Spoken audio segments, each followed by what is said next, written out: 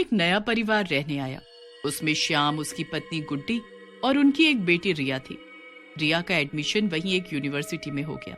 रिया बहुत भोली, शांत और शर्मीले स्वभाव की थी, जिसकी वजह से वो क्लास के किसी भी बच्चे से बात करने में बहुत अजीब महसूस करती थी। जब भी कोई बच्चा उससे बात करने आता वो सहम जाती, जिससे बच्चे उसे बहुत परेशान करते और उसका बहुत मजाक बनाते हैं। कॉलेज में सीनियर्स उसकी रैगिंग भी कर देते थे, पर वो किसी से कंप्लेन नहीं करती और चुपचाप सब सहती रहती। कुछ दिनों तक ऐसा चलता रहा। एक दिन रिया रोते रोते वहीं पास के एक पार्क में जाकर बैठ जाती है। तभी उसे एक जोकर पड़ा हुआ मिलता है। देखने में ऐसा लगता है जैसे वो बड़ी आकर्षक निगाहों से रिया को ही देख रहा हो। रिया बिना कुछ सोचे समझे उसे उठा लेती है। वो जोकर बहुत ही गंदा, मिट्टी में सना हुआ पड़ा था। उसके अजीब से बाल, एक आंख काली और एक आंख लाल। उसने सर्कस के जोकर वाले कपड़े पहन रखे थे और चेहरे पर एक लंबी क्लोन की स्माइल थी। रिया इस जोकर को उठाकर मिट्टी झाड़ती है। तभी अचानक ऐसा लगता है जैसे रिया को पीछे से कोई झुला रहा हो।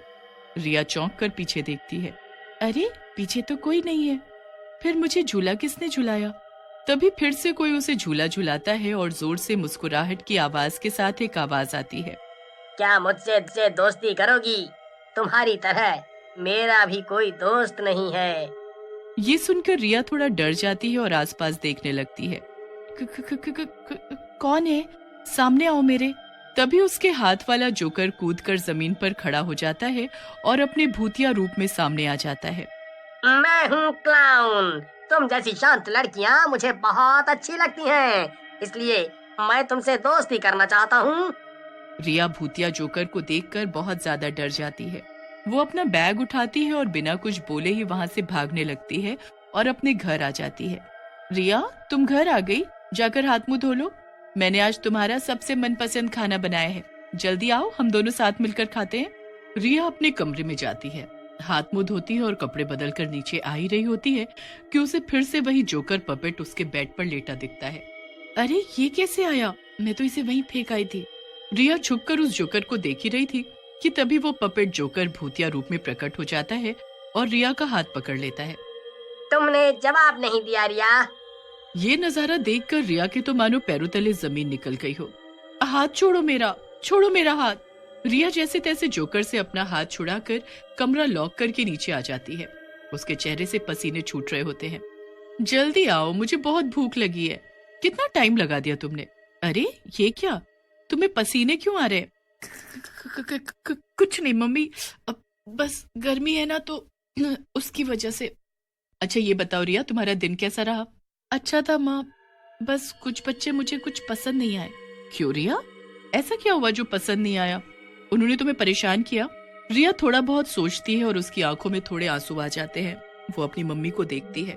वो बोलने ही वाली होती है, तभी उसके कमरे से आवाज आती है और रिया खाना छोड़कर वहाँ से चली जाती है। रिया, खाना खत्म करके जाओ, ऐसे आधा अधूरा खाना नहीं छोड़ते। रिया कुछ नहीं बोलती है और अपने कमरे में जाकर कमरे का दरवाजा बंद कर लेती है। तभी वो देखती है कि उसके स्टडी टेबल पर एक फूल और एक नोट रखा हुआ है। रिया इधर उधर देखते हुए नोट उठाती है और पढ़ने लगती है। रिया, मुझे पता है कि तुम्हारा कोई दोस्त नहीं है और मेरा भी नहीं है। क्यों ना हम दोनों एक दूसरे के दोस्त बन जाए? बात तो सही है, मेरे ऐसे स्वभाव के कारण कोई दोस्त नहीं है और ना ही मैं कभी बना पाऊंगी, पर कब तक अकेले यूं ही रहूंगी? आखिर सुख दुख बांटने के लिए कोई दोस्त तो चाहिए ही। हाँ, मुझे तुम्हारी दोस्ती मंजूर है, अब मेरे सामने आओ। तभी भूतिया जोकर उसके सामने आ जाता है। वो बड़ी सी स्माइल के साथ रिया को देखता है। अब वो दोनों हर जगह साथ साथ जाते थे, चाहे कॉलेज हो या पार्क या मार्केट, पर वो भूतिया जोकर किसी को दिखाई नहीं देता था। अपनी शक्ति से वो खुद को अदृश्य बना लेता था, पर सिर्फ रिया ही उसे देख पाती थी। अगले दिन रिया जोकर को बैग में रखकर कॉलेज ले जाती है। वहीं बच्चे रिया को फिर से बहुत परेशान करते हैं और जोकर इन सभी हरकतों को बहुत ध्यान से देखता है। उसकी क्लास का एक लड़का आदित्य रिया के बैग से नोट्स चुरा लेता है। रिया, नोट्स लेकर आओ। मैम, मैंने सारा होमवर्क किया है, अब मेरा विश्वास कीजिए पर मेरे नोट्स नहीं मिल रहे हैं। ऐसे बहाने मैंने बहुत सुने हैं, मुझे अपने नोट्स दिखाओ वरना पनिशमेंट के लिए तैयार हो जाओ।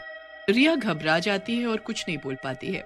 तभी प्रोफेसर रिया को बुलाती है और उसे हैंड्स अप करके खड़ा रहने के लिए कहती है। रिया की आंखों में आंसू आ जाते हैं। उसे बहुत इंसल्टेड फील होता है। भूतिया जोकर ये सब देखता है पर भीड़ के कारण कुछ कर नहीं पाता। उसे भी बहुत बुरा लगता है रिया को ऐसी हालत में देखकर। रिया रोते रोते घर आती है, पर वो अपनी माँ को कुछ नहीं बता। रिया अपने कमरे में जाकर रोने लगती है। तभी उसे उस जोकर से एक आवाज आती है कि मत रो, इसमें तुम्हारी कोई गलती नहीं है।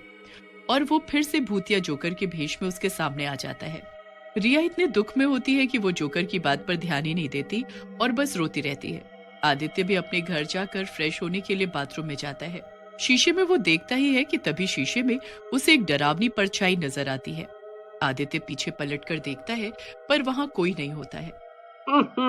अरे मुझे भी ना क्या वहम हो रहे हैं, कोई भी तो नहीं है। वो फिर अपने बाल ठीक करते हुए शीशे में देखता है तो उसे दिखता है कि भूतिया जोकर भयानक स्माइल के साथ उसके पीछे खड़ा है। आदित्य डर जाता है। तभी बाथरूम की लाइट फ्लैक्चुएट होने लगती है। वो बाथरूम का गेट खोलने की कोशिश करता है, पर कोई फायदा नहीं होता। फिर जोकर जोर जोर से हंसते हुए उस आदित्य का गला पकड़कर उसे तब तक दबाए रखता है जब तक उसकी जान नहीं निकल जाती।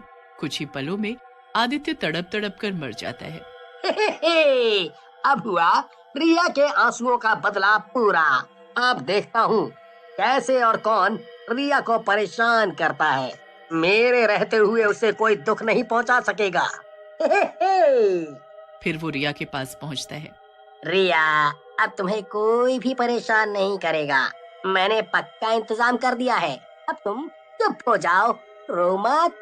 ऐसा क्या किया तुमने? इनफैक्ट मेरे केस में कोई कुछ नहीं कर सकता। मैं बचपन से ये सब सहती आ रही हूँ। हर जगह ऐसा ही होता है मेरे साथ। पता नहीं भगवान ने मुझे ऐसा क्यों बनाया है। भूतिया जोकर और रिया अब काफी अच्छे दोस्त बन गए थे। वो दोनों अब दिन का ज्यादातर समय साथ बिताते थे।